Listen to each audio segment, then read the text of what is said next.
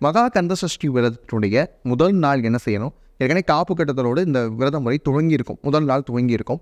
அப்படி துவங்கி இருக்கக்கூடிய நேரத்தில் மற்றபடி எல்லா பூஜையும் முடிச்சதுக்கப்புறம் நைவேத்தியம் அப்படின்னு பார்த்தீங்கன்னா, கோதுமையால் செய்யப்பட்ட ஏதேனும் ஒரு உணவு, அது கோதுமை புட்டாக இருக்கலாம், இல்லை அப்படின்னா கோதுமையில் அடையாக இருக்கலாம், ஏதோ ஒன்று செஞ்சு முருகனுக்கு கோதுமையினால் செய்யப்பட்ட உணவை அன்னைக்கு நைவேத்தியமாக வைக்கணும்.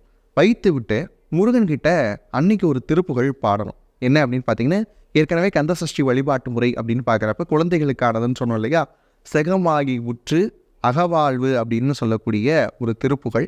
அந்த திருப்புகளை கண்டிப்பாக அன்னைக்கு பாராயணம் செய்யலாம்.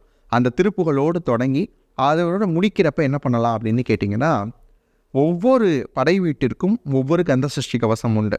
நமக்கு பொதுவாக தெரிஞ்சது அப்படின்னு பார்த்தீங்கன்னா, திருச்செந்தூருடைய கந்தசஷ்டி கவசம் மட்டும்தான் நமக்கு தெரியும். ஆனால் முதல் நாள் கந்தசஷ்டி விரதத்தின் போது திருப்பரங்குன்றத்தின் மீது பாடப்பட்டிருக்கக்கூடிய கந்தசஷ்டி கவசத்தை பாராயணம் செய்து அன்றைய நாள் வழிபாட்டு முறையை முடிக்கலாம். என்ன பொருளை தானம் வழங்கலாம் அப்படின்னு கேட்டால், வயதான நபர்களுக்கு அன்னைக்கு வைத்திருக்கக்கூடிய நெய்வேத்தியத்தையும் கூட நீங்கள் தானமாக கொடுக்கலாம்.